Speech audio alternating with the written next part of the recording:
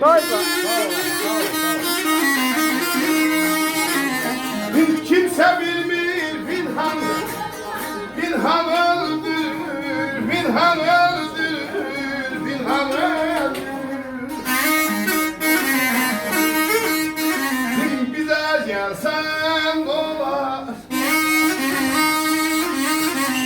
halımı bilsem olar, ne olar ay hanım, ne olar, ne olar ay maral, ne olar, ne olar ay maral, ne olar.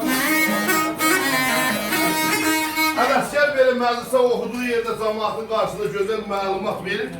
Saz əlində gəlir dəyər yerə, yıxılır kişi. Cəmaat deyir, buna nə gəldi, bu gözəl oxuyur, biz də qulaq asırdı.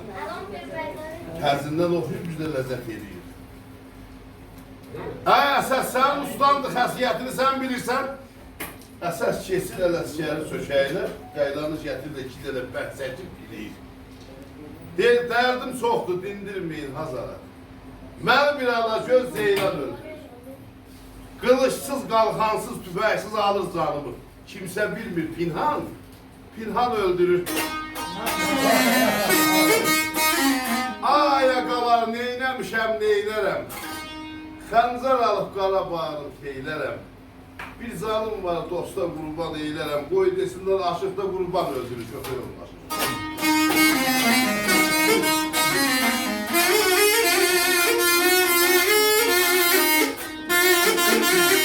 Bir kardeş, meydan sənindir.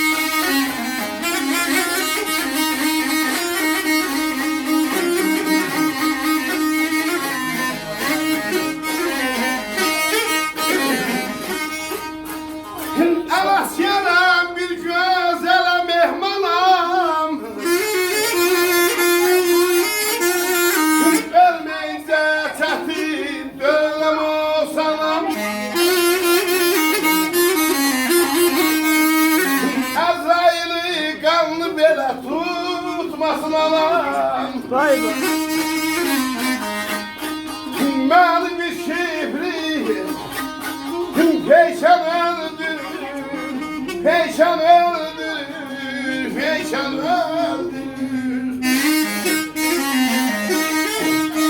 Ələsgərəm bir gözələ mehmanam, ölməyince sətin dönəm boşanam. Azrail qanını tutmasın anam, məni bir şifri Peyşan öldürür. Öpürəm.